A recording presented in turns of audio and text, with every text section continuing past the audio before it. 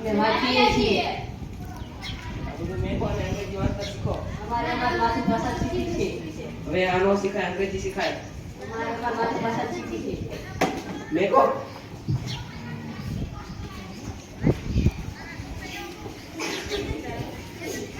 માતૃભાષા અમર હો, માતૃભાષા અમર હો.